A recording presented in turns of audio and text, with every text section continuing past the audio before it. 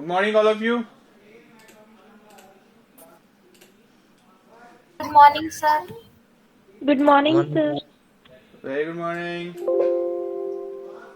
Books ले ली सबने? Book लेके बैठना, ठीक है? हाँ, टॉपिक बोलते जाइएगा. रिवीजन स्टार्ट कर रहे हैं चैप्टर नंबर 9 लाइट से. बोलिए फर्स्ट टॉपिक.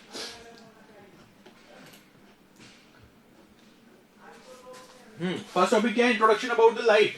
ठीक है, तो देखिए लाइट जो है वो क्या है. सबसे पहला question, what is light? What is light? So light is a kind of energy. Light is a kind of energy which is used to see the objects. By the help of light we observe the objects.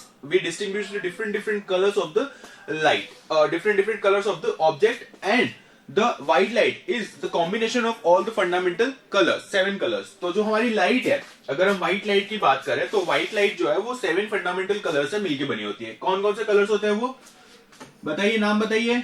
VIBGYOR spectrum बताया था ना? Yes, sir. क्या होता है VIBGYOR? Violet, indigo, blue, green, yellow, orange, and red.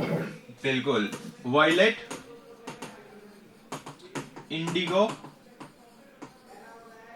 Blue,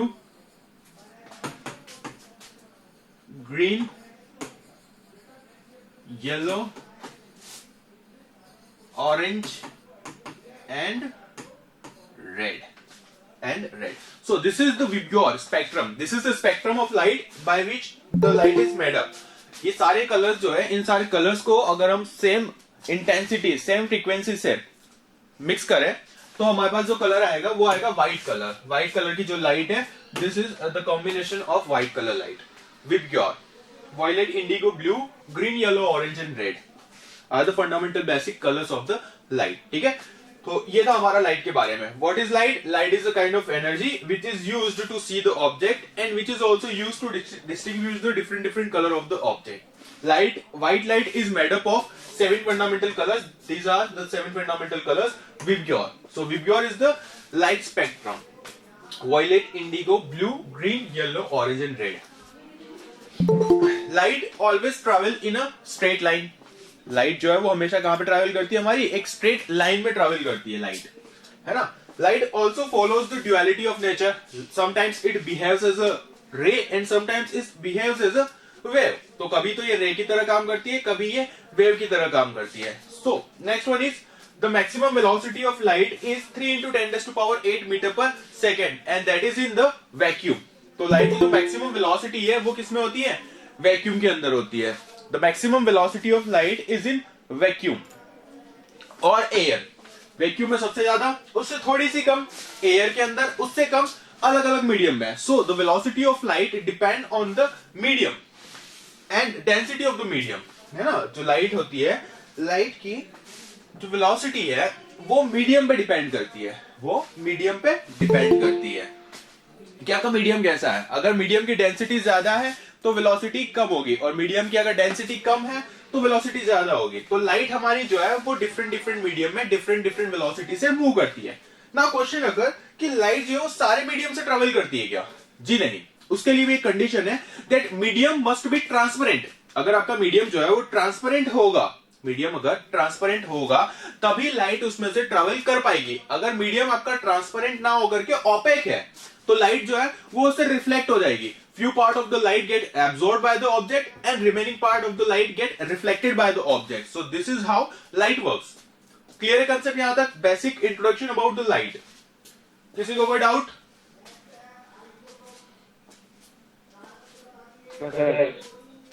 हाँ, clear है या कोई डाउट है? चलिए नेक्स्ट हम समझते हैं कि हम किसी भी ऑब्जेक्ट को लाइट की हेल्प से कैसे ऑब्जर्व करते हैं. How does we see the object, how we observe the object. कि यहाँ पे कोई ऑब्जेक्ट है, जैसे बोर्ड है, तो यहाँ पे ये बोर्ड है, हमें कैसे पता चल रहा है कि ये बोर्ड है? यहाँ पे हमारी टाइल्स लगी हुई है, जो बैकग्राउंड में या आसपास में जो भी ऑब्जेक्ट्स है हमारे, वो सारे के सारे ऑब्जेक्ट्स हमें कैसे दिख रहे हैं? What is the reason, what is the science behind that? तो क्या होता है कि लाइट रे जो है वो किसी ऑब्जेक्ट पे स्ट्राइक करती है. जैसे मान लीजिए ये आपकी टेबल है, एक रूम के अंदर टेबल रखी हुई है, टेबल रखी हुई है, तो ये टेबल हमें कब दिखेगी? जब लाइट रे जो है वो इस पे इंसिडेंट होगी, लाइट रे क्या होगी, इस पे इंसिडेंट होगी, few part of the light ray get absorb by the object, इसका जो फ्यू पार्ट है, थोड़ा बहुत जो पार्ट है लाइट का, वो तो क्या हो जाएगा, इस ऑब्जेक्ट के थ्रू एब्जॉर्ब हो जाएगा। और उसके अलावा जो रिमेनिंग पार्ट है, वो रिमेनिंग पार्ट क्या हो जाएगा, वो रिमेनिंग पार्ट जो है वो रिफ्लेक्ट हो जाएगा, रिमेनिंग पार्ट जो है वो क्या हो जाएगा, रिफ्लेक्ट हो जाएगा। So few part of the light get absorbed by the object and remaining part get reflected by the object. Now this reflected part reflects in all the direction. ऐसा नहीं है कि ये पर्टिकुलर डायरेक्शन में light यहां से आई और यहां से टकरा करके रिफ्लेक्ट हो गई, नहीं, लाइट जो है वो एक बंच ऑफ रेस से मिलकर के बनी होती है। ऐसा नहीं पर्टिकुलर लाइट रे आई, स्ट्राइक करी और रिफ्लेक्ट हो गई, नहीं, ये जो लाइट रे ये बंच ऑफ रेज होती है, बहुत सारी इनफाइनाइट नंबर ऑफ रेज होती है, तो ये स्ट्राइक करती है ऑब्जेक्ट पे और उतनी ही ज्यादा रिफ्लेक्ट होती है। लाइट रे ऐसा नहीं कि भाई इतनी सारी लाइट रे आई थी, कुछ एब्जॉर्ब हो गई, बाकी रिफ्लेक्ट हो गई, नहीं, उसका कुछ पार्ट, उसकी एनर्जी का कुछ पार्ट जो है, light is a kind of energy, तो उस एनर्जी का कुछ पार्ट जो है वो एब्जॉर्ब हो जाएगा हमारा, और रिमेनिंग पार्ट जो है वो रिफ्लेक्ट हो जाएगा। That reflected part comes to our eyes, and that part is used to observe the object. That reflected part comes to our eyes, and that reflected part is used to observe the object. Is it clear to everyone? चलिए, अब ये जो reflected part जो हमारी आई पे आया है, इस रिफ्लेक्टेड पार्ट के कारण ही हमें ऑब्जेक्ट जो है वो ऑब्जर्व होता है। Now the question occurs that how we distinguish the different color of the object. This is the process how we observe the object, but how does we observe the different color of the object? So to understand this, let's understand the part of observe light. तो यहाँ पे जो light रे थी, मान लीजिए white light रे आई है, तो व्हाइट लाइट रे के अंदर जो आपका कलर कॉम्बिनेशन था वो कौन सा था, विबग्योर था, इसके अंदर सारे के सारे कलर जो है वो मिक्स्ड है। अब जब लाइट रे इस पे स्ट्राइक करी, तो जो पार्ट इसमें एब्जॉर्ब हुआ, मान लीजिए हमारे ये 4 कलर जो है वो एब्जॉर्ब हो गए, ये वाला जो पार्ट है वो एब्जॉर्ब हो गया। अब रिमेनिंग पार्ट कौन सा बचा हमारा, वॉयलेट, ऑरेंज और रेड, ये पार्ट क्या हुआ हमारा, रिफ्लेक्ट हुआ है। तो ये जो कलर हमारे रिफ्लेक्ट हुआ है, इन सारे कलर्स को मिलाकर के जो कलर बनेगा, वही कलर हमारी आई जो है वो ऑब्जर्व करेगी। भाई आपने किया है ना, ड्राइंग के अंदर किया है कि भाई 2 कलर्स लेते हैं, उन 2 कलर को अगर हम मिलाते हैं तो तीसरा कलर बनता है, उसके अंदर अगर एक और कलर मिला दे तो एक और अलग कलर बन जाता है। तो इसी तरीके से हमारा ऑब्जेक्ट जो है वो भी दिखता है कि जो पार्ट हमारा लाइट का उस पर स्ट्राइक किया है, कुछ पार्ट एब्जॉर्ब हो गया, जो पार्ट रिफ्लेक्ट हुआ है, उस रिफ्लेक्टेड पार्ट को अगर हम मिक्स कर दें तो जो कलर बनेगा वही कलर हमें ऑब्जर्व होगा। आया समझ में? ना क्वेश्चन अगर कि सर फिर व्हाइट बोर्ड जो है वो व्हाइट कैसे दिखता है, जैसे व्हाइट कलर है तो व्हाइट कलर क्यों दिख रहा है, इसमें मतलब कुछ भी ऑब्जर्व नहीं हुआ, कुछ भी एब्जॉर्ब नहीं हुआ। जी हाँ, क्या होता है कि अगर कोई ऑब्जेक्ट हमें व्हाइट दिख रहा है, इसका मतलब वो सारी की सारी पार्ट जो है, most of the energy is reflected by the white colour. अगर हमें किसी ऑब्जेक्ट का कलर व्हाइट दिख रहा है, इसका मतलब उस ऑब्जेक्ट की सरफेस से मोस्ट ऑफ द पार्ट जो है वो रिफ्लेक्ट हो गया है। एब्जॉर्ब पार्ट बहुत कम है, रिफ्लेक्टेड पार्ट बहुत ज्यादा है। और अगर हमें कोई ऑब्जेक्ट जो है वो ब्लैक दिख रहा है, अगर कोई हमें ऑब्जेक्ट जो है या कोई कलर जो है वो हमें ब्लैक दिख रहा है, तो ब्लैक कलर का मतलब क्या होता है, most of the part is absorb by this colour. जो मोस्ट ऑफ द पार्ट है लाइट का वो एब्जॉर्ब हो गया है, और रिफ्लेक्टेड पार्ट जो है वो बहुत कम है, तो हमें कौन सा कलर दिखेगा, ब्लैक कलर दिखेगा। क्लियर है कंसेप्ट?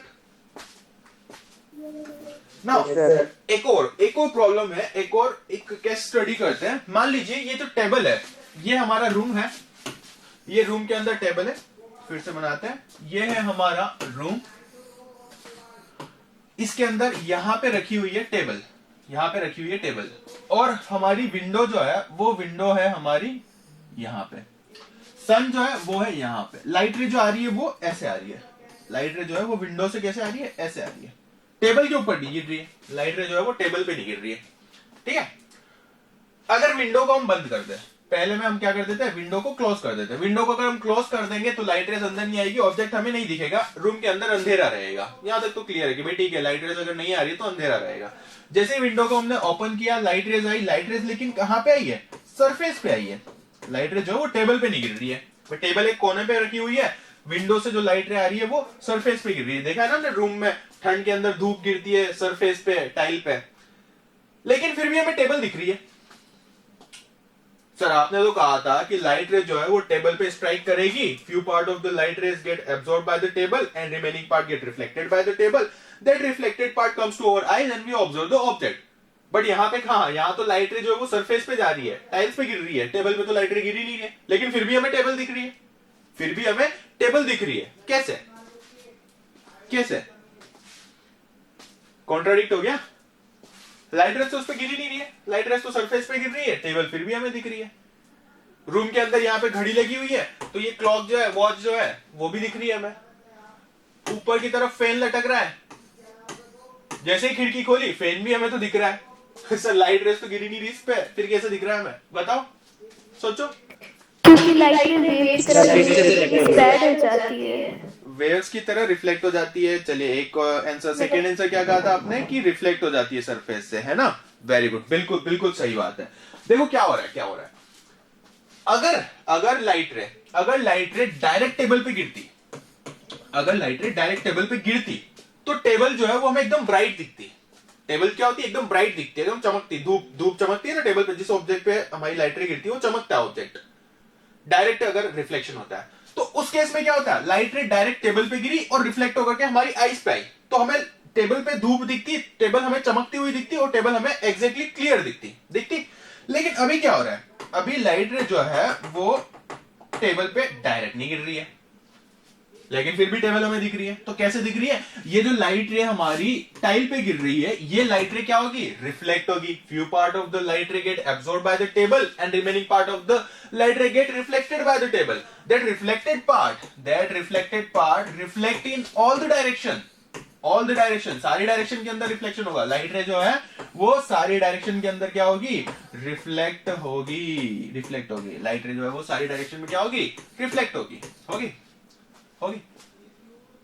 नाउ क्वेश्चन अगर सर बीच में टेबल आ गई, लाइट रे यहां से रिफ्लेक्ट हुई, फिर भी हमें घड़ी दिख रही, कैसे दिख रही है? उसको समझते हैं। टेबल आ गई, कोई बात नहीं, लाइट रे जो वो यहां पे नहीं जाएगी, टेबल पे टकरा करके रुक गई। ये वाली तो चली गई, ये वाली जो लाइट रेस थी ये टेबल पे टकरा करके रुक गई। अब समझना, अब जो लाइट रे हमारी डायरेक्टली आ रही थी, सरफेस पे स्ट्राइक करी, रिफ्लेक्ट हुई, रिफ्लेक्ट होकर के हमारी फैन पे भी गई, टेबल पे भी गई, टेबल हमें दिख गई, फैन भी हमें दिख गया। क्लियर है यहां तक? अब ये जो लाइट रे इस पे गिर रही है वो वापस से रिफ्लेक्ट होगी और हमारी आईज तक जाएगी, आईज तक आएगी और हमें ये फैन जो है वो दिख जाएगा, टेबल जो है वो दिख जाएगा। लेकिन इस क्लॉक का क्या, ये कब दिखेगी? तो ये जो लाइट रे थी ये रिफ्लेक्ट होकर के और कहां पे जाएगी? हमारी क्लॉक पे भी तो जाएगी। यहां से टेबल से रिफ्लेक्ट होकर के कहां जाएगी? इधर से रिफ्लेक्ट होकर के इधर, टेबल से रिफ्लेक्ट होकर के इधर से इधर, टेबल से वापस इधर। तो लाइट रे जो है वो पूरे की पूरे रूम में क्या होगी? रिफ्लेक्ट होगी। सिंगल टाइम रिफ्लेक्शन नहीं होगा, मल्टीपल टाइम रिफ्लेक्शन होगा। लाइट रे डायरेक्टली स्ट्राइक करी सरफेस पे, सरफेस से रिफ्लेक्ट हुई पूरे की पूरे रूम में, पूरे की पूरे रूम पे जहां पे सरफेस थी वहां से वापस से रिफ्लेक्ट हुई और हमारी आईज तक भी आई और दूसरे ऑब्जेक्ट तक भी पहुंची। And this is how we observe the different object indirectly by the help of multiple reflection, by the help of multiple indirect reflection. Is it clear to everyone? Yes sir. कोई doubt हो तो पूछो।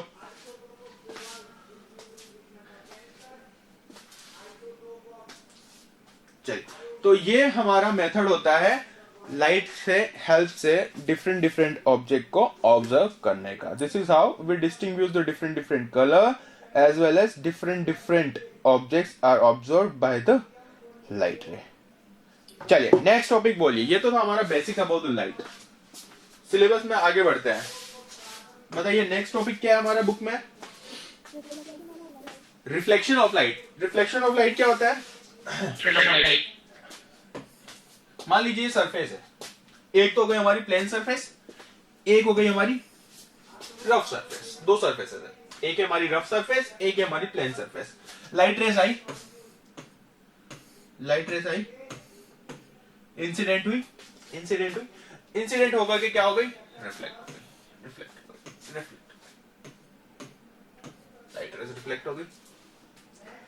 तो reflection का मतलब क्या हुआ?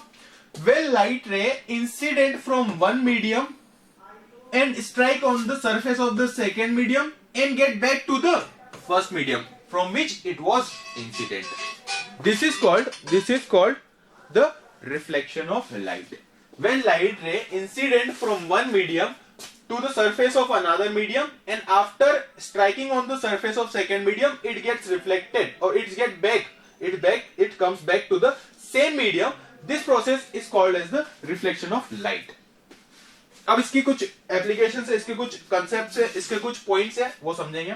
उससे पहले देखते हैं कि अगर हमारी सरफेस जो है वो प्लेन सरफेस ना होकर के, स्मूथ सरफेस ना होकर के अगर रफ सरफेस होती तो क्या होता, तो लाइट रे जो है वो अभी भी आती, सरफेस पे स्ट्राइक करती और अलग अलग डायरेक्शन में, अलग अलग एंगल पे रिफ्लेक्ट हो जाती, वापस से उसी मीडियम में चली जाती, ये था हमारा मीडियम नंबर 1, ये था हमारा मीडियम नंबर 2, ये वापस से हमारे आ गई है मीडियम नंबर 1 के अंदर लाइट रेस। तो इसी को हम क्या कहते हैं, रिफ्लेक्शन ऑफ लाइट। अब इस रिफ्लेक्शन ऑफ लाइट के अंदर जिस पॉइंट पे लाइट रे जो है वो इंसिडेंट होती है, उस पॉइंट पे normal to the second surface of second medium. तो देखिए लाइट रे इंसिडेंट कहां से हुई है, यहां से हुई है, किस पॉइंट पे स्ट्राइक करी है, इस पॉइंट पे स्ट्राइक करी है।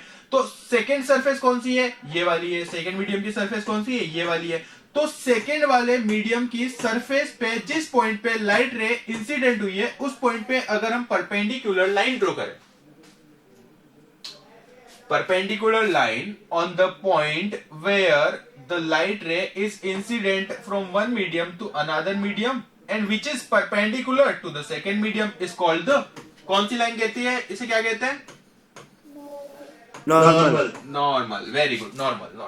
तो ये होती है हमारी नॉर्मल। अब ये जो नॉर्मल है इसके रेस्पेक्ट में angle made by the incident light रे is called the angle of incidence and the angle made by the reflected light ray is called the angle of R, angle of reflection, angle of incident, angle of reflection। तो इसके कुछ points है, point समझते हैं। पहला point क्या कहता है हमारा, इंसिडेंट लाइट रे, रिफ्लेक्टेड लाइट रे and the normal, all three present in the same medium। अब देखो इंसिडेंट लाइट रे भी हमारी फर्स्ट मीडियम में है, नॉर्मल भी हमारी फर्स्ट मीडियम में, और रिफ्लेक्टेड लाइट रे भी हमारी फर्स्ट मीडियम में। So all three present in the same medium, clear है यहां तक। उसके अलावा सेकेंड पॉइंट क्या कहता है हमारा, angle of incident is equal to angle of reflection. तो एंगल ऑफ इंसिडेंट कौन सा एंगल होता है हमारा, angle of incident light ray with respect to normal is called as the angle of incident. Angle of reflection क्या कहलाता है हमारा, the angle made by the reflected light ray with the normal is called the angle of reflection। तो angle of incident and angle of reflection both are same, angle I is equal to angle R। this is the second point। first point क्या था हमारा, first point ये था कि incident light ray, normal and reflected light ray all three are present in the same medium 1। second point हो गया हमारा angle of incident is equal to angle of reflection। Third point हो गया refractive index हमारा refraction में आएगा। इसके अलावा हमने देखा था sine i is equal to sine r, है ना, is equal to constant, sine i upon sine r is equal to constant. So this are the points related to the reflection. पहला वाला हमारा था रफ सरफेस के कारण rough reflection था, ये हमारा स्मूथ सरफेस के कारण स्मूथ रिफ्लेक्शन था। क्लियर है सबको रिफ्लेक्शन। चलिए तो आज के लिए इतना काफी है। नेक्स्ट लेक्चर में हम पढ़ेंगे रिफ्रैक्शन और आगे के चैप्टर्स को, आगे के टॉपिक्स को कंप्लीट करेंगे। जिसने फर्स्ट जब ये चैप्टर पढ़ाया था तब एब्सेंट थे और कवर नहीं कर पाए, वो अभी प्रेजेंट हो जाना और लेक्चर्स को अटेंड कर लेना। ये रिवीजन चल रहा है और रिवीजन ऐसे चल रहा है जैसे मान लो फर्स्ट टाइम पढ़ा रहे हो, तो आपका बेनिफिट हो जाएगा। और अगर कोई डाउट्स है आपके तो पूछते रहना, ठीक है। ओके।